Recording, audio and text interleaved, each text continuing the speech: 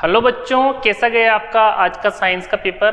तो आज आपका जो साइंस का यानी कि विज्ञान का जो पेपर हुआ है 10th बोर्ड आरबीएससी का, उस पेपर के आंसर की लेकर यहाँ आया हूँ। तो बच्चों वीडियो को लाइक कर दीजिए और इसी प्रकार अपनी जो क्वेश्चंस उनको चेक कीजिए कि आपने कौन कौन से क्वेश्चन सही किए हैं। तो देखिए, माध्यमिक शिक्षा जो बोर्ड है यानी कि BSER माध्यमिक परीक्षा 2024 सेकेंडरी एग्जामिनेशन 2024 विज्ञान का पेपर था और जो 80 नंबर का ये पेपर है, तो यहाँ पे इस पेपर को हम सोल्व करेंगे। तो देखिए इंस्ट्रक्शन यहाँ पे दिए हुए हैं। पहले प्रश्न की ओर हम चलते हैं। तो पहला प्रश्न खंड अ से है, जो कि यहाँ पे रिएक्शन दी हुई है। तो देखिए रिएक्शन क्या दी हुई है, Fe प्लस H2O बराबर Fe3O4 प्लस H2। तो देखिए इस रिएक्शन में अपने को क्या करना था, Fe का जो गुणांक है यानी कि जो Fe के आगे क्या आएगा। तो देखिए यहाँ पे प्रोडक्ट में यानी कि उत्पाद में आयरन की संख्या 3 है, तो इधर क्रियाकारक में भी आयरन की संख्या 3 होनी चाहिए, तभी जाके अभिक्रिया संतुलित होगी। तो यहाँ पे हमारा जो करेक्ट आंसर क्या होगा, स वाला, यानी कि जो 3 है वो हमारा करेक्ट आंसर यहाँ पे रहेगा। तो यहाँ पे हमारा जो आंसर हो जाएगा 3, यानी कि जो स वाला करेक्ट आंसर होगा। नेक्स्ट क्वेश्चन देखिए, यहाँ पे नेक्स्ट क्वेश्चन है, आगे बढ़ते हम। दूसरा क्वेश्चन है, दही में उपस्थित अम्ल है। तो देखिए दही के अंदर कौन सा अम्ल उपस्थित होता है। तो देखिए दही के अंदर अगर हम अम्ल की बात करें तो ऑक्जेलिक अम्ल जो कि दही में नहीं होता है, टार्ट्रिक अम्ल इमली में होता है, लैक्टिक अम्ल बिल्कुल दही में होता है और मेथेनोइक अम्ल चींटी के डंक में होता है। तो यहाँ पे लैक्टिक अम्ल हमारा करेक्ट आंसर होगा, यानी कि दही के अंदर लैक्टिक एसिड उपस्थित होता है। अगला, ऊष्मा का सबसे अच्छा चालक है। वैसे ऊष्मा की और विद्युत की सबसे अच्छी चालक कौन है, चांदी है, लेकिन साथियों यहाँ पे चांदी ऑप्शन में नहीं है, तो इसलिए ऊष्मा का अच्छा चालक यहाँ पे कॉपर आएगा, यानी कि ऑप्शन अ हमारा करेक्ट आंसर होगा। लेड और मरकरी ऊष्मा की चालक नहीं होती है और जिंक कम होता है, तो यहाँ पे जो हमारा आंसर आ जाएगा ऑप्शन अ, जो कि करेक्ट होगा। नेक्स्ट क्वेश्चन देखिए, नेक्स्ट क्वेश्चन है हमारा जो चौथा क्वेश्चन है, वो चौथा क्वेश्चन क्या कह रहा है, कीटोन में उपस्थित क्रियात्मक जो समूह है वो कौन सा है। तो देखिए जो कीटोन के अंदर जो क्रियात्मक समूह की बात की जाए तो OH ये जो है ये एल्कोहल में होता है, OH जो है ये एल्कोहल का है क्रियात्मक समूह, और ये देखिए यहाँ पे R जो है और C डबल बॉन्ड O और R ये जो है ये कीटोनिक ग्रुप है। तो यानी कि जो ऑप्शन जो ब है वो हमारा करेक्ट आंसर। ये वाला जो है ये एल्डिहाइड ग्रुप का उदाहरण है, तो एल्डिहाइड ग्रुप भी हमें पूछा नहीं, और जबकि ये वाला जो ग्रुप है ये है अम्ल वाला ग्रुप। तो जो हमारा करेक्ट आंसर कौन सा होगा, हमारा करेक्ट आंसर हो जाएगा ऑप्शन ब। तो यानी कि ब पे टिक लगाना था, यानी कि ब ऑप्शन आपका कीटोनिक ग्रुप जिसके पीछे ऑन लगता है, क्या लगता है, ऑन। नेक्स्ट क्वेश्चन देखिए, यहाँ पे पांचवा क्वेश्चन जो है हमारा, मानव में हृदय एक तंत्र का भाग है, यानी कि जो हमारा जो हार्ट है यानी कि हमारा जो हृदय है वो कौन से तंत्र के अंदर शामिल है। तो देखिए यहाँ पे पोषण से संबंधित, उत्सर्जन से संबंधित, शोषण से संबंधित और परिसंचरण। तो जो हमारा जो हृदय है वो हमारे ब्लड सर्कुलेशन सिस्टम से संबंधित, यानी कि परिसंचरण तंत्र से संबंधित, यानी कि जो ऑप्शन जो द है वो हमारा करेक्ट आंसर, क्योंकि हमारे परिसंचरण तंत्र के अंदर क्या क्या आते हैं, हृदय आता है और धमनियां आती है और शिराएं आती हैं। ठीक है। नेक्स्ट क्वेश्चन है, पर्ण में छिद्रों के खुलने व बंद होने का कार्य किसके द्वारा होता है। यानी कि पत्तियों में जो छिद्र जो होते हैं यानी कि जो स्टोमेटा होते हैं वो खुलते और बंद होते हैं, वो किसके द्वारा खुलते और बंद होते हैं। तो देखिए हरित लवक, जाइलम, द्वार कोशिका और फ्लोएम। तो यहाँ पे जो करेक्ट आंसर है द्वार कोशिका, यानी कि इस तरह का जो स्टोमेटा के अंदर जो छिद्र होते हैं, इनकी जो बाहर ये जो द्वार कोशिका होती है जिसको गार्ड सेल कहते हैं, तो ये जो गार्ड सेल है यही रंध्र को खुलने और बंद करने के लिए प्रेरित करती है। तो यहाँ पे हमारा करेक्ट आंसर क्या आ जाएगा, गार्ड कोशिका, यानी कि द्वार कोशिका। नेक्स्ट क्वेश्चन है, कौन सी अंतःस्त्रावी ग्रंथि सभी अंगों में वृद्धि को प्रेरित करती है। यानी कि वृद्धि को प्रेरित करने वाली अंतःस्त्रावी ग्रंथि, यानी कि एंडोक्राइन ग्लैंड की बात की जा रही है यहाँ पे। तो देखिए जो पिट्यूटरी ग्लैंड्स जो है यानी कि पीयूष ग्रंथि, ये क्या करती है, वृद्धि को प्रेरित करती है। तो ये हमारा करेक्ट आंसर हो जाएगा, यानी कि जो ऑप्शन जो ए है वही करेक्ट आंसर होगा। थायराइड ग्रंथि उपापचय से संबंधित, पेनक्रियाज जो है ये इंसुलिन हार्मोन छोड़ती है और एड्रिनल ग्रंथि एड्रिनल हार्मोन निष्कासित करती है। तो यहाँ पे करेक्ट आंसर हमारा ये हो गया। अगला क्वेश्चन देखिए यहाँ पे, जब पुष्प में कैंसर और स्त्री केसर दोनों उपस्थित हो तो पुष्प कहलाता है। तो कैंसर जो होता है नर वाला पार्ट होता है, जबकि स्त्री केसर जो होता है वो मादा वाला भाग होता है। यानी कि ऐसा पुष्प जिसमें नर और मादा दोनों ही हो तो उसे उभयलिंगी पुष्प कहते हैं। क्या कहते हैं उसको, उभयलिंगी। जैसे गुड़हल है, गुड़हल इसका उदाहरण है। बहुत सारे पुष्प जो होते हैं उभयलिंगी होते हैं, ठीक है। तो यहाँ पे उभयलिंगी पुष्प होगा जिसमें नर जनन तंत्र भी होता है यानी कि कैंसर भी होता है और स्त्री केसर भी होता है, तो उसे उभयलिंगी यानी कि बाइसेक्सुअल फ्लावर कहते हैं। तो यहाँ पे ये हमारा हो गया। नेक्स्ट आगे बढ़ते हैं, पुरुष में लिंग गुणसूत्र होते हैं, यानी कि यहाँ पे पुरुष की बात की गई है। तो देखिए पुरुष के अंदर जो लिंग गुणसूत्र होते हैं उनकी हम बात करें तो पुरुष के अंदर देखिए, महिला के अंदर XX होते हैं, ये किसके अंदर, महिला के अंदर। पुरुष की बात करें तो पुरुष में क्या होते हैं, XY क्रोमोसोम्स होते हैं, यानी कि पुरुष में XY क्रोमोसोम। तो यानी कि जो ऑप्शन जो ब है वो हमारा करेक्ट आंसर, पुरुष के अंदर X और Y, जबकि महिला की बात की जाए तो केवल XX होते हैं। तो यानी कि जो ऑप्शन जो ब है हमारा करेक्ट आंसर हुआ इस क्वेश्चन का। नेक्स्ट क्वेश्चन देखिए, एक व्यक्ति समतल दर्पण से 3 मीटर दूर खड़ा हुआ है, यानी कोई व्यक्ति समतल दर्पण से 3 मीटर दूर खड़ा हुआ है तथा व्यक्ति तथा उसके प्रतिबिंब के बीच की दूरी। तो देखिए ये समतल दर्पण है, यहाँ व्यक्ति यहाँ खड़ा हुआ मान ली जाए, तो यहाँ से 3 मीटर की दूरी इधर, तो उसका जो प्रतिबिंब बनेगा इसके अंदर बनेगा और 3 मीटर की ही दूरी पर बनेगा। तो अब क्वेश्चन किया गया है व्यक्ति और उसके प्रतिबिंब के बीच की दूरी। तो व्यक्ति यहाँ खड़ा हुआ है पर्सन, और उसका प्रतिबिंब यानी कि इमेज बन रहा है यहाँ पे, तो यहाँ से यहाँ तक की दूरी होगी 6 मीटर। तो हमारा करेक्ट आंसर क्या आ जाएगा, ऑप्शन ब। तो ब इज द करेक्ट आंसर, यानी कि जो 6 मीटर की दूरी पे होगा। अब पर्सन यानी व्यक्ति और इमेज की दूरी पूछा गया है, ठीक है, क्योंकि समतल दर्पण में जो प्रतिबिंब जो बनता है वह जितनी दूरी पर हम होते हैं दर्पण से उतनी ही दूरी पर अंदर बनता है, ओके, और समान आकार का बनता है। तो ये हो गया हमारा करेक्ट आंसर। अगला क्वेश्चन पूछा गया है यहाँ पे, प्रकाश के अपवर्तन की घटना में यदि साइन आई बराबर यानी कि म्यू बराबर होता है साइन आई, म्यू बराबर होता है sine i upon sine r. तो देखिए साइन आई का मान कितना है, ए है, और आर का मान कितना दिया हुआ है, बी दिया हुआ है। तो म्यू बराबर क्या हो जाएगा, ए अपॉन बी। तो म्यू बराबर ए अपॉन बी, यानी कि जो ऑप्शन जो स है वह करेक्ट आंसर, ठीक है। तो स पे टिक लगाना था, इसका आंसर स होगा, यानी कि अपवर्तनांक ए अपॉन बी हो जाएगा यहाँ पे।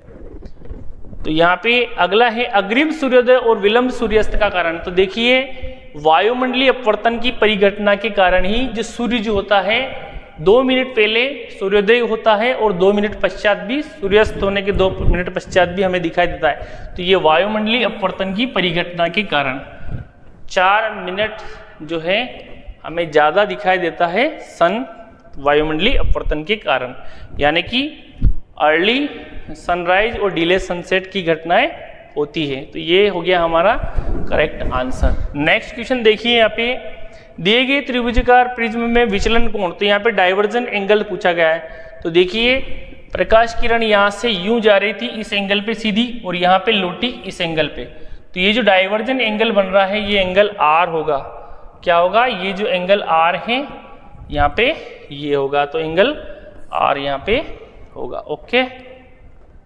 यानी कि ये वाला जो है, सॉरी यहाँ पे इसको क्लियर देख लेते हैं।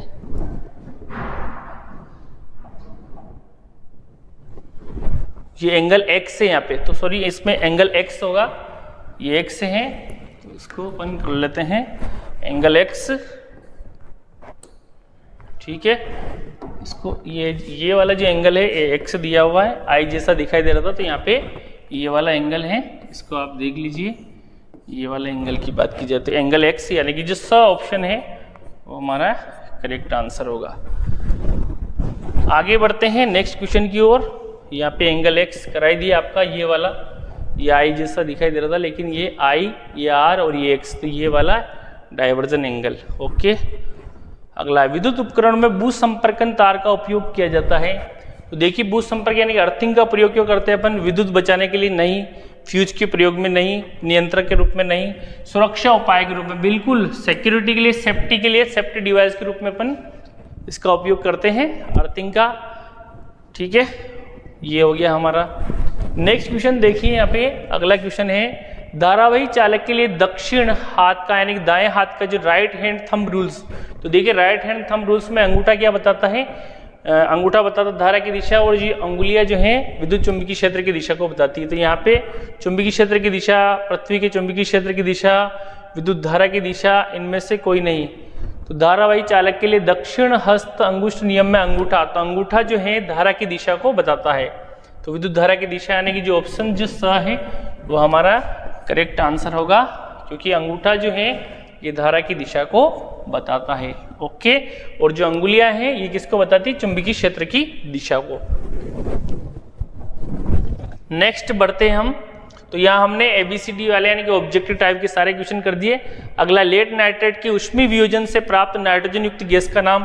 तो देखिए, लेड नाइट्रेट जिसका फॉर्मूला होता है PbNO3 ट्वाइज। जब इसको गर्म करेंगे तो इससे बनेगा PbO यानी कि लेड ऑक्साइड, प्लस में गैस निकलती है नाइट्रोजन डाइऑक्साइड, प्लस ऑक्सीजन भी इसमें रिमूवल होती है। तो यहाँ पे देखिए, ये 2PbO plus NO2 plus O2, यहाँ पे ये जो रिएक्शन है 2 2 4, तो यहाँ पे 4 नाइट्रोजन ऑक्साइड हो जाएगी, 4 2 8 और 2 10 और ये 2 12, 3 2 6 2 12। ठीक है, तो यहाँ पे नाइट्रोजन युक्त गैस का नाम क्या होगा? Nitrogen die oxide. NO2 होगा, उसका क्या नाम होगा? Nitrogen dioxide. अगला, HCl के वियोजन से ऋणायन का रासायनिक। तो HCl को जब ब्रेक डाउन किया जाता है तो उससे एक Cl माइनस आयन बनता है, जिसको बोलेंगे क्लोराइड आयन। कौन सा आयन? क्लोराइड। तो ये याद रखना है आपको, chloride ion, Cl minus ion. ठीक है, नेक्स्ट क्वेश्चन की ओर बढ़ते हैं अपन। C3H8 अणु में उपस्थित सहसंयोजक बंध की संख्या। तो देखिए, C3H8 बहुत बढ़िया क्वेश्चन है। C3 यानी कि 1 कार्बन, 2 कार्बन और 3 कार्बन। पहली बात यह है, C3H8 जो है सिंगल बॉन्ड, क्योंकि ये एल्केन है, क्योंकि कार्बन की जो संख्या है, हाइड्रोजन की संख्या कार्बन से डबल करके 2 जोड़े, यानी कि CnH2n प्लस 2 वाले फॉर्मूलों का पालन हो रहा है। तो अब यहाँ पे हाइड्रोजन की संख्या देखिए, 2 हाइड्रोजन यहाँ हो जाएंगे और 3 हाइड्रोजन इस पे हो जाएंगे और 3 हाइड्रोजन इस पर हो जाएंगे। सब जगह आपको हाइड्रोजन जोड़ना है। क्या करना है? हाइड्रोजन जोड़ना है। तो ये हाइड्रोजन जोड़ते जाइए हर डंडे पर, वैलेंसी इसकी कंप्लीट हो जाएगी। अब ये हो गया C3H8। अब यहाँ पूछा गया सहसंयोजक बंधों की संख्या। तो देखिए, सहसंयोजक बंध 3 तो ये, प्लस 4 5 6 7 8 9 10, तो टोटल जो सहसंयोजक बंध कितने हुए? 10 हुए। ओके, कार्बन कार्बन के मध्य हुए 2 और कार्बन और हाइड्रोजन के मध्य हुए 8। तो यहाँ पे टोटल सहसंयोजक बंध की संख्या कितनी हुई? 10 हुई। तो ये हो गया हमारा। नेक्स्ट बढ़ते हैं हम। एक कृत्रिम वृक्क नाइट्रोजन अपशिष्ट उत्पादों को रुधिर से किस विधि द्वारा अलग करता है? तो देखिए, ये भी बहुत बढ़िया। तो उसको बोलते हैं अपोहन विधि। कौन सी विधि? अपोहन, यानी कि जिसको डायलिसिस भी कहते हैं अपन। तो ये है अपोहन विधि। तो अपोहन विधि द्वारा ही नाइट्रोजन अपशिष्ट पदार्थों को, जब किडनी खराब हो जाती है तब कृत्रिम वृक्क के रूप में इसका इस्तेमाल किया जाता है। 2 तंत्रिकाओं के मध्य खाली स्थान को क्या कहते हैं? इसको कहते हैं सिनेप्स। क्या कहते हैं इसको? सिनेप्स कहा जाता है। 2 तंत्रिकाओं के मध्य खाली स्थान, रिक्त स्थान को। प्रतिबिंब की ऊंचाई H' और बिंब की ऊंचाई का अनुपात। तो देखिए, ये जो मैग्निफिकेशन जो है m बराबर, ये होता है H' प्रतिबिंब की ऊंचाई अपॉन बिंब की ऊंचाई। तो इसको कहते हैं मैग्निफिकेशन, यानी कि आवर्धनता। क्या कहते हैं इसको? आवर्धनता। धनता, आवर्धनता यानी कि मैग्निफिकेशन कहते हैं इसको, तो ये आवर्धनता मैग्निफिकेशन। ओके, यहाँ पे इसका आंसर हो गया। नेक्स्ट हम बढ़ते हैं दीर्घ दृष्टि दोष। तो दीर्घ दृष्टि दोष यानी कि दूरदृष्टि दोष की बात की जा रही है। तो इसमें कौन सा लेंस, तो दूरदृष्टि दोष के लिए अपन उत्तल लेंस का चश्मा लगाते हैं और निकट दृष्टि दोष के लिए अवतल। तो उत्तल लेंस, ओके, उत्तल यानी कि कॉन्वेक्स लेंस। ओके, तो यहाँ पे आप कॉन्वेक्स कर सकते हैं, इधर हिंदी में उत्तल हो गया। ओके, नेक्स्ट क्वेश्चन सब मजेदार थे, पेपर वैसे सिंपल था देखा जाए तो। पीतल में तांबे के साथ मिश्रित धातु का नाम लिखिए। तो वेरी इंपॉर्टेंट क्वेश्चन है। पीतल जो बनता है, तो देखिए जो ब्रास जो बनता है उसमें होता है कॉपर तो 70% और जस्ता जो होता है वो होता है 30%, जिंक 30% होता है। तो दूसरी धातु का नाम क्या हुआ, जस्ता यानी कि जिंक, जो कि कितनी होती है पीतल में, 30% होती है। कितनी परसेंट, 30%। तो यहाँ पे आ जाएगा दूसरी धातु क्या होगी, जस्ता, जस्ता यानी कि जिंक। ओके, नेक्स्ट है सल्फर, ब्रोमीन तथा आयोडीन में चयन करके द्रव अधातु। तो इसमें द्रव अधातु कौन है, ब्रोमीन। तो यहाँ पे आंसर आ जाएगा अपना ब्रोमीन। ओके, नेक्स्ट है यहाँ पे CH3C और CH का नाम लिखिए। तो इसका नाम देखिए, यहाँ पे 3 कार्बन है, तो ये होगा प्रोप होगा, और इसमें ट्रिपल बॉन्ड है, तो ये हो जाएगा 1 प्रोपाइन। क्या हो जाएगा, 1 प्रोपाइन। तो यहाँ पे प्रोपाइन का फॉर्मूला है, क्योंकि यहाँ पे कार्बन कार्बन के मध्य ट्रिपल बॉन्ड है, तो यहाँ पे प्रोपाइन होगा ये, क्योंकि एक कार्बन पर ट्रिपल बॉन्ड है, तो 1 प्रोपाइन इसका करेक्ट फॉर्मूला होगा। आगे बढ़ते हैं हम, रेजिन तथा गोंद पादप के कौन से। तो गोंद जो आपने देखा होगा पादप के बाह्य वाले भाग यानी कि जो बार्क जो होता है, छाल वाला जो पार्ट होता है, तो उसके बाह्य भाग में होते हैं, ये जो बाहरी भाग में होते हैं छाल वगैरह में, ठीक है, बाहरी भाग में होते हैं यानी कि छाल में होते हैं उसके, ठीक है, गोंद और रेजिन। ठीक है, ओके, आगे बढ़ते हैं अपन। नेक्स्ट क्वेश्चन है, मस्तिष्क का कौन सा भाग रक्तदाब यानी कि अनैच्छिक क्रिया की बात की जा रही है, लार, आना, वमन, उल्टी वगैरह। तो ये देखिए अनैच्छिक क्रियाओं, तो ये मेडुला जो है वो कंट्रोल करता है इनको, ठीक है। तो मेडुला वाला भाग मेडुला ऑब्लांगेटा, ठीक है, तो इसमें मेडुला लिख लेना आप, मेडुला ऑब्लांगेटा, जो इसकी अनैच्छिक क्रियाओं को कंट्रोल करता है। अगला, 2 जीवाणुजनित संक्रामक रोग। तो जीवाणुजनित रोग कोई से भी संक्रामक रोग के नाम लिखने हैं जो बैक्टीरिया से होते हैं, जैसे टीबी है, माइक्रोबैक्टीरियम ट्यूबरकुलोसिस टीबी है, ये भी हो गया। इसके अलावा और भी बहुत सारे बैक्टीरियल बीमारी हैं, जैसे टिटेनस है, क्लोस्ट्रिडियम टिटेनी, उससे होता है टिटेनस है, टीबी है, और भी है जैसे हैजा है, विब्रियो कोलेरी नामक जीवाणु से होता है। तो आप कोई सा भी इनमें 2 लिखना था आपको, लिख सकते थे कोई सा भी। ओके, मेंडल के लक्षण की वंशागति नियम में F2PD में जो पौधों का अनुपात प्राप्त होता है 3:1। जो 3 पौधे जो होते हैं 4 में से वो लंबे और 1 जो होता है बोना, यानी कि 4 में से 1 रेशियो यानी कि 25%। कितना परसेंट, 25%। यानी कि यहाँ अनुपात पूछा जाए तो 1 अनुपात, और परसेंटेज पूछा जाए तो 4 में से 1 यानी कि 25%। ओके, नेक्स्ट देखिए यहाँ पे अगला है, गोली लेंस के लिए बिंब UV और F में संबंध। तो देखिए यहाँ पे UV F में संबंध पूछा गया है। तो देखिए 1/F बराबर होता है 1/V। यहाँ पे लेंस की बात की जाए तो माइनस आएगा, यहाँ पे -1/U। ये रिलेशन है इन तीनों के बीच में, ये फॉर्मूला ही इससे निकल के आता है। नेत्र का कौन सा भाग पुतली की साइज को कंट्रोल करता है। तो ये जो है हमारा आइरिस जो होता है, यानी कि जो पुतली की जो साइज को कंट्रोल करता है, आइरिस कंट्रोल करता है। कौन कंट्रोल करता है, आइरिस। अगला है,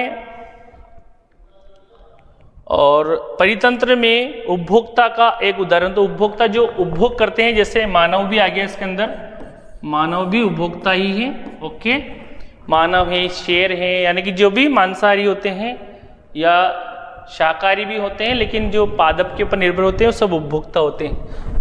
ठीक है, उत्पादक तो केवल हरे पौधे होते हैं। अब यहाँ पे सेक्शन जो सी आ गया है, यहाँ पे ये भी बहुत बढ़िया है क्वेश्चन। यहाँ पे Na2CO3 2HCl बराबर x, तो देखिए यहाँ पे 2 Na है और 2 Cl है, तो यहाँ पे बन जाएगा 2 NaCl। क्या बन जाएगा? 2 NaCl, यानी कि, और यहाँ पे H2O और कार्बन डाइऑक्साइड। तो यहाँ X क्या है? उपरोक्त अभिक्रिया में X का रासायनिक नाम क्या है? X का रासायनिक नाम होगा सोडियम क्लोराइड। क्या होगा? Sodium chloride. X का रासायनिक नाम क्या होगा? Sodium chloride. Okay, sodium chloride. Okay, और write the chemical name and formula. तो केमिकल नेम ये लिख दिया इसका, और इसका फॉर्मूला है NaCl। क्या है? NaCl। ओके, तो यहाँ पे क्लियर हो जाता है हमारा। अगला हम आगे बढ़ते हैं अगले क्वेश्चन पे। धातु विद्युत की सूचालक होती है, उपरोक्त कथन के प्रयोगशाला परीक्षण। तो यहाँ पे अपन डायग्राम बनाना है, अपने को बना सकते हैं अपन मेटल का वायर लेके, ओम के नियम वाला भी यूज कर सकते हैं इसमें। जल की उपस्थिति में मैले कपड़े, तो ये मीसेल से संबंधित हैं। एथीन की अणु की इलेक्ट्रॉन बिंदु संरचना को चित्रित कीजिए, तो ये आपको करवा देता हूं मैं। एथीन पूछा गया, तो एथीन में कार्बन कार्बन के मध्य डबल बॉन्ड होते हैं, और यहाँ पे ये इस तरह से, ठीक है, यहाँ हाइड्रोजन होगा, हाइड्रोजन होगा, और यहाँ पे हाइड्रोजन होगा और हाइड्रोजन। तो यहाँ ये जो है ये इनकी इलेक्ट्रॉन बिंदु स्ट्रक्चर है, ये यहाँ पे स्टार लगा देते हैं यहाँ पे, तो ये इलेक्ट्रॉन बिंदु स्ट्रक्चर ये हो गया। ओके, ये एथीन की इलेक्ट्रॉन बिंदु स्ट्रक्चर। गर्भ निरोधन की 2 विधियों को समझाए, तो गर्भ निरोधन की बहुत सारी विधियां हैं, यानी कि जो गर्भ को रोकती, कॉन्ट्रासेप्शन, जैसे कंडोम का उपयोग है, कॉपर टी का उपयोग है, वेसोक्टोमी है, ट्यूबेक्टोमी है ना, ये बहुत सारी विधियां हैं गर्भ निरोधन की। 2 विधियां ही यहाँ पे बतानी थी। केमिकल मेथड भी है यहाँ पे, जैसे IPL की टेबलेट्स वगैरह हैं, वेसोक्टोमी है, और जैसे बैरियर मेथड्स हैं। तो यहाँ पे गर्भ निरोधन की विधि तो कॉपर टी हो सकता है, क्योंकि जिसको यूटेरस में सेट किया जाता है, ठीक है, इम्प्लांटेशन को रोकता है ये। नेक्स्ट क्वेश्चन है हमारा, देखिए यहाँ पे गर्भ निरोधन की विधियां बता दी आपको। शुद्ध लंबे टीटी और शुद्ध बोने टीटी पौधे में F2 पीढ़ी तक के लक्षणों की वंशागति को दर्शाने वाला चित्र बनाना है। तो यहाँ पे देखिए, यहाँ पे शुद्ध लंबे पौधे में, तो F2 पीढ़ी के अंदर इस F1 पीढ़ी में इस तरह के पौधे प्राप्त होंगे, एक बड़ा और एक छोटा वाला। ठीक है, जब हम इनका टीटी, इनके गेमेट बनेंगे, तो एक टी बनेगा, और इसमें छोटे टी से एक छोटा टी वाला गेमेट बनेगा। जब दोनों का क्रॉस होगा तो पहली पीढ़ी में क्या होगा? अशुद्ध लंबा पौधा प्राप्त होगा। और जब हम F2 पीढ़ी में इनकी वंशागति को दर्शाएंगे, तो देखिए यहाँ पे इस तरह से कैपिटल टी स्मॉल टी और कैपिटल टी स्मॉल टी का क्रॉस होगा सेल्फ पॉलिनेशन में। तो यहाँ पे टी टी और टी और टी, ये दूसरी पीढ़ी के लिए, तो यहाँ पे वही टी प्राप्त हो जाएंगे। अब जब इनका हम इसके साथ क्रॉस कराएंगे तो दोनों टी बड़े प्राप्त होंगे, इसका उसके साथ, तब एक बड़ा टी और एक छोटा टी। और जब इसका फर्स्ट के साथ, तब एक बड़ा टी और एक छोटा टी। और जब इसका उसके साथ, तो दोनों टी कैसे प्राप्त होंगे? दोनों टी छोटे प्राप्त होंगे। तो ये क्या है? 3:1 प्राप्त होगा। तो देखिए यहाँ पे ये चेकर बोर्ड की सहायता से समझा सकते थे अपन, लेकिन ये इस तरह से भी बता दिया। तो यहाँ पे ये शुद्ध लंबा, 2 अशुद्ध लंबे और एक शुद्ध बोना पौधा प्राप्त होता है। 10वां क्वेश्चन है हमारा, जो कि इंपॉर्टेंट क्वेश्चन है, ये भी ध्यान से देखिए इसको। 10वां क्वेश्चन क्या कहता है? 10 ओम प्रतिरोध में, तो देखिए 10 ओम का प्रतिरोध में 3 एम्पियर धारा 2 सेकंड तक प्रवाहित की जाती है, तो कुंडली में उत्पन्न ऊष्मा का मान ज्ञात कीजिए। तो देखिए ये जूल का नियम यहाँ पे लागू होगा। जूल का नियम क्या कहता है? H बराबर आई स्क्वायर आर टी, ये वाला फॉर्मूला आपको लगाना है, एच बराबर आई स्क्वायर। तो एच बराबर आई का मान कितना है आपके पास, आई का मान है 3 एम्पियर, और इसको स्क्वायर में कर लो 3 × 3, और आर का मान कितना दिया हुआ है आपके यहाँ पे 10 ओम, और टी का मान कितना है, टाइम है 2 सेकंड, तो यहाँ पे 2 सेकंड।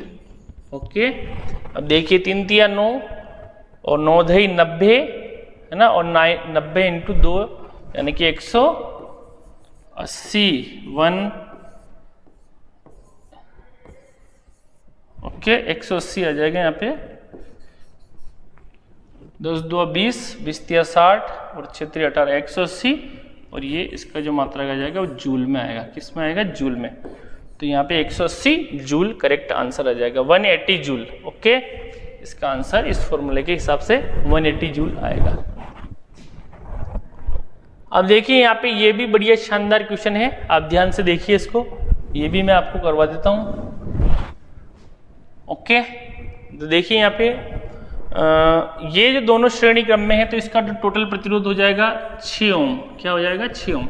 अब ये एक दूसरे के समांतर क्रम में है, तो समांतर क्रम में इसका निकालेंगे हम 1/r बराबर, देखिए 1/6 और प्लस 1/6, तो यहाँ एलसीएम 6 आ जाएगा, और यहाँ पे 6 का गुणा करेंगे तो 1, और यहाँ पे भी 1, तो यहाँ पे आ जाएगा 2/6, 1/r बराबर, तो r बराबर आ जाएगा यहाँ पे 6/2, तो 2 तिया 6, तो यहाँ पे टोटल जो r है इसका मान आ जाएगा 3 ओम। तो इस टोटल का कितना है, 3 ओम। कितना है, 3 ओम। ये इस एक दूसरे की श्रेणी क्रम में है, तो 3 + 3 कितना आ जाएंगे, 6 ओम। तो टोटल जो इसका जो आंसर ए और बी के बीच का जो तुल्य प्रतिरोध कितना आ जाएगा, वो आ जाएगा आपका 6 ओम। तो आंसर आ गया 6 ओम। ओके, ठीक है, इस टोटल का 3 ओम आया, ठीक है, और इधर का भी 3 ओम। तो जो यानी कि जो सीरीज का जो टोटल जो आ गया हमारा 3 ओम, ये बाहर वाला प्लस इस टोटल का 3 ओम, तो 3 और 3 कितना हुआ, 6 हुआ। तो ये जो टोटल है 6 ओम करेक्ट आंसर हो जाएगा आपका। नेक्स्ट देखिए यहाँ पे नेक्स्ट क्वेश्चन है अपना, किसी धारावाही परिनालिका के भीतर उसके चारों चुंबकीय क्षेत्र रेखाओं को प्रदर्शित करने के लिए चित्र। तो परिनालिका की बात की जा रही है यहाँ पे। तो परिनालिका देखिए, ये इस तरह की परिनालिका होती है। तो परिनालिका के भीतर किस तरह का चुंबकीय क्षेत्र होता है, तो एक सिरा नॉर्थ होता है, तो एक सिरा साउथ होता है। तो परिनालिका के भीतर इस तरह का चुंबकीय क्षेत्र होता है, ठीक है। तो ये आपको बताना, नॉर्थ से निकलेगी, ये नॉर्थ से निकल रही है और ये साउथ पे एंड हो रही है। तो ये परिनालिका के अंदर का चुंबकीय क्षेत्र इस तरह से बताना था। ओके, नेक्स्ट है यहाँ पे एक छड़ चुंबक के लिए चुंबकीय क्षेत्र रेखाओं का चित्र। तो छड़ चुंबक का अगर हम बात करें तो एक सिरा तो होता है उसका नॉर्थ होता है और एक सिरा होता है साउथ। तो नॉर्थ से ये निकलती है चुंबकीय किरणें इस तरह से, मैग्नेटिक लाइंस नॉर्थ से निकलती है, साउथ पे खत्म होती है। तो यहाँ इसको भी इस तरह से आपको दर्शाना था। ओके, मैग्नेटिक फील्ड लाइन को।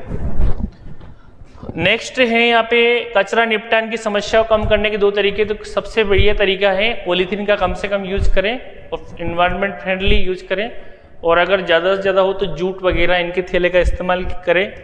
आहार श्रृंखला के विभिन्न पोषी स्तर का संक्षिप्त। तो आहार श्रृंखला में विभिन्न पोषी स्तर जैसे उत्पादक है, प्राथमिक उपभोक्ता है, द्वितीयक उपभोक्ता है, तृतीयक उपभोक्ता है, अपघटक है, इनको बताना था।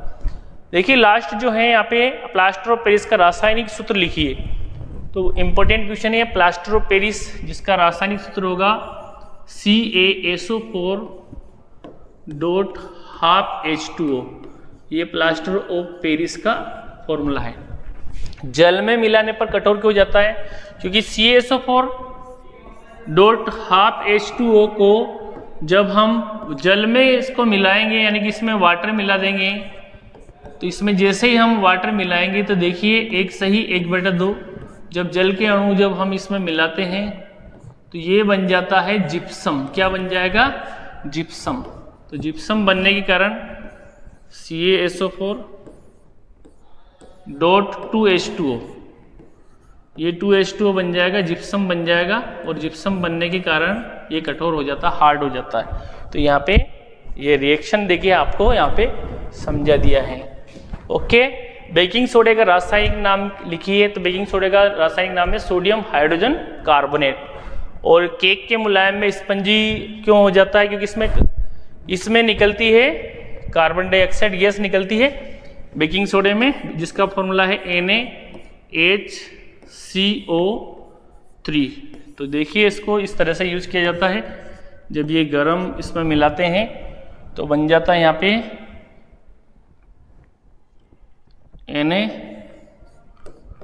Na2NaOH प्लस 2Na और OH plus CO2 carbon dioxide gas बनती है यहाँ पे इसमें CO2।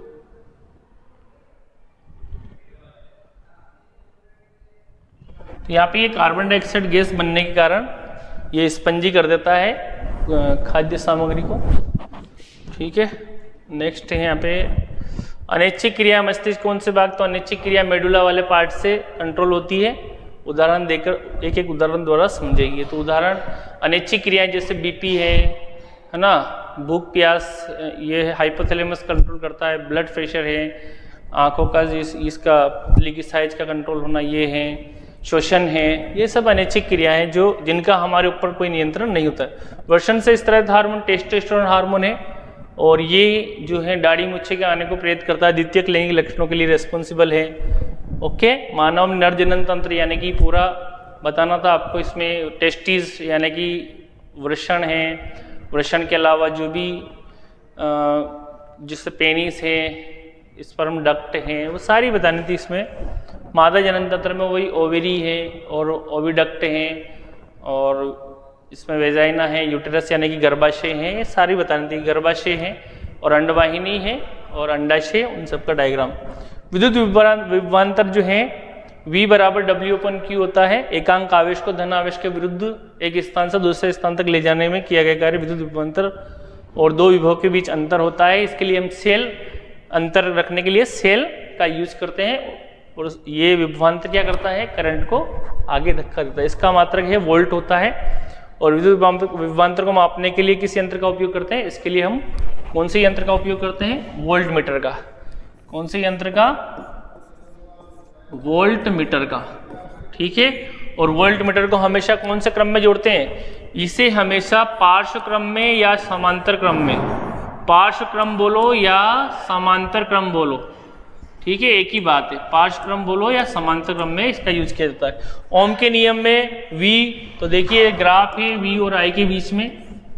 ओके, नेक्स्ट जो है यहाँ पे आगे बढ़ते हैं हम। विद्युत प्रतिरोध को परिभाषित कीजिए। तो प्रतिरोध जो है R जो है उसका ऐसा ही मात्रक भी पूछा गया है। तो चालकता का जो इन्वर्सल होता है प्रतिरोध R बराबर V/I। देखिए इसका जो मात्रक होता है वो होता है ओम होता है। क्या होता है? ओम। विद्युत प्रतिरोध का मात्रक ओम होता है। ओके, और इसका जो सिंबल होता है ये ओम का सिंबल ही होता है। विद्युत धारा के मार्ग में आने वाली रुकावट या बाधा प्रतिरोध कहलाती है। ओके, विद्युत प्रतिरोध का, और इसका जो मात्रक है ओम है। क्या है इसका मात्रक? ओम। ओके, अगला है विद्युत धारा के मापन के लिए कौन सा यंत्र का काम में लिया जाता है? विद्युत धारा का मापन करने का, तो इसके लिए अमीटर का यूज करते हैं। किसका? अमीटर का। ओके, और इसका डिनोटेड करते हैं ए से। ओके, और इसे परिपथ में कौन से क्रम में? इसको हमेशा श्रेणी क्रम में रखा जाता है। कौन से क्रम में? श्रेणी क्रम में। ठीक है, श्रेणी क्रम में। ध्यान रखना यहाँ पे वोल्ट मीटर को समांतर क्रम में जोड़ते हैं, जबकि इसको श्रेणी क्रम में जोड़ा जाता है अमीटर को। ओम के नियम का प्रायोगिक अध्ययन के लिए नामांकित विद्युत चित्र, तो उसमें आपको प्रतिरोध बनाने हैं, अमीटर बनाना है, वोल्ट मीटर बताना है, और बैटरी सेल वगैरह इनका यूज करते हुए पूरा सर्किट डायग्राम बनाना था। ठीक है, खंड दहन कोयले के दहन से प्राप्त गैस कार्बन डाइऑक्साइड गैस प्राप्त होती है इसमें, और कॉपर सेकंड ऑक्साइड हाइड्रोजन से कॉपर और जल प्राप्त होगा है। उपरोक्त शब्द समीकरण के लिए संतुलित रासायनिक समीकरण लिखनी थी। तो यहाँ पे देखिए कोयले के दहन यानी कि ये कार्बन और इसमें ऑक्सीजन के साथ क्रिया कोयले के दहन से इससे प्राप्त होगी कार्बन डाइऑक्साइड, ठीक है, और इससे प्राप्त होती है हीट भी प्राप्त होती है। साथ साथ कॉपर ऑक्साइड यानी कि CuO copper second oxide plus इसमें हाइड्रोजन H2 बराबर Cu अलग हो जाएगा प्लस H2O बनेगा यहाँ पे, ठीक है। कॉपर के कॉपर ऑक्साइड में उपचयन को प्रदर्शित करने के व्यवस्थित उपकरण को चित्रित कीजिए। तो यहाँ पे उपकरण के लिए डायग्राम बनाना था, तो आपको समीकरण से समझाई दी यहाँ पे। नेक्स्ट है आयरन प्लस कॉपर सल्फेट। तो देखिए कॉपर आयरन जो है वो मोर रिएक्टिव है कॉपर से, तो यहाँ पे रिएक्शन हो जाएगी। अपचयन को परिभाषित किया, तो अपचयन क्या है, जब किसी पदार्थ के साथ हाइड्रोजन का जुड़ना होता है या ऑक्सीजन हटता है तो इसको अपचयन कहते हैं और अपचयित हो जाता है वो पदार्थ। और आयरन कॉपर सल्फेट ये समीकरण लिखनी है यहाँ पे। इसमें देखिए यहाँ पे आयरन यानी कि Fe प्लस कॉपर सल्फेट यानी कि CuSO4 बराबर यहाँ बन जाएगा आयरन सल्फेट, क्या बन जाएगा आयरन सल्फेट, और कौन अलग हो जाएगा कॉपर, ठीक है। कॉपर सल्फेट विलयन में डूबी लोहे की कीलों को अभिक्रिया को प्रदर्शित करने के लिए उपकरण को चित्रित कीजिए। तो यहाँ पे वो कॉपर सल्फेट इसका बनाना था अंदर, इसमें CuSO4, इसमें आयरन नेल डालनी थी, ये आयरन नेल इस तरह की। नेक्स्ट है प्रकाश संश्लेषण के दौरान कौन कौन सी घटनाएं होती है। तो देखिए इसको ऐसे ही बताता हूँ मैं। प्रकाश संश्लेषण के दौरान सबसे पहले क्लोरोफिल अणु जो होता है वो सनलाइट को एब्जॉर्ब करता है, सनलाइट को जैसे एब्जॉर्ब किया और जो जल है उसका अणु टूटेगा हाइड्रोजन प्लस ऑक्सीजन में, हाइड्रोजन प्लस ऑक्सीजन में। और ये जो हाइड्रोजन जो है तीसरी स्टेप में जो हाइड्रोजन जो है कार्बन डाइऑक्साइड के साथ जुड़ के यानी कि उसका अपचयन होगा, रिड्यूस्ड होके CO2 रिड्यूस्ड हो जाएगी किसमें कार्बोहाइड्रेट में यानी कि भोजन बना लेगी। और ऑक्सीजन जो है वो अलग हो जाएगी यानी कि पानी से हमें ऑक्सीजन प्राप्त होती है प्रकाश संश्लेषण के दौरान। पत्ती का TS डायग्राम इसमें पूछा गया है यहाँ पे। पत्तियों के रंध्र को खुलने बंद होने की प्रक्रिया को यानी गार्ड सेल की जो प्रोसेस है उसको बताना था। गोली दर्पण किसे कहते हैं, यानी दर्पण जो का वह भाग जो किसी गोले का भाग होता है, यानी कि दर्पण जो कर्व्ड होता है वो गोले का भाग होता है। किसी न किसी गोली दर्पण के ध्रुव को परिभाषित किया, जो ध्रुव जो होता है इसका पोल यानी कि जो दर्पण का जो परावर्तक पृष्ठ है उसका सेंटर जो होता है वही उसका ध्रुव होता है। इसको आपको जैसे दर्पण जो है ये इसका ये जो परावर्तक पृष्ठ है इसका जो केंद्र है ये ध्रुव है, जिसको पोल से प्रदर्शित करते हैं। यदि किसी लेंस की क्षमता P बराबर 4 डायोप्टर है तो इसकी फोकस दूरी, तो देखिए P बराबर होती है 1/f, तो f बराबर क्या होगी 1/p, ठीक है। तो 1 की जगह 1 रख दो, p का मान रख दो, यानी कि पावर जो है यहाँ पे दे रखी 4d, तो 1/4 डायोप्टर यानी कि 0.25 मीटर, यानी कि इसको हम लिख देंगे 25 सेंटीमीटर।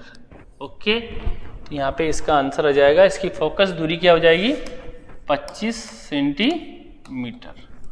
ओके, तो इसका आंसर ही हो जाएगा आवर्धनता, यानी कि कोई जो दर्पण है या जो लेंस है वो कितना गुना उसका प्रतिबिंब बना देता है बिंब की तुलना में, तो ये उसकी आवर्धनता मैग्निफिकेशन कहलाता है। लेंस के मुख्य अक्ष को परिभाषित कीजिए, तो लेंस का जो मुख्य अक्ष जो होता है यानी कि उसके लेंस के ऑप्टिकल सेंटर यानी कि प्रकाश की केंद्र और फोकस को मिलाने वाली जो सीधी रेखा यानी कि उसके केंद्र को मिलाने वाली एक सीधी काल्पनिक रेखा मुख्य अक्ष कहलाती है। और गोली दर्पण की वक्रता त्रिज्या 14 सेंटीमीटर है, तो इसकी फोकस दूरी ज्ञात कीजिए। तो वक्रता त्रिज्या और इसमें संबंध होता है, आप जानते ही होंगे, जो R जो होता है वो होता है 2f के बराबर। किसके बराबर 2f के बराबर। तो f बराबर क्या होगा R/2। R यहाँ पे वक्रता त्रिज्या दे रखी है 14 सेंटीमीटर, ठीक है, और यहाँ पे इसका आधा कर दो तो कितना आ जाएगा आंसर, 7 सेंटीमीटर। ओके, तो इसका आंसर भी सिंपल ही था। ओवरऑल जो पेपर है वो काफ़ी सिंपल है, बहुत ही बढ़िया शानदार पेपर है आपका।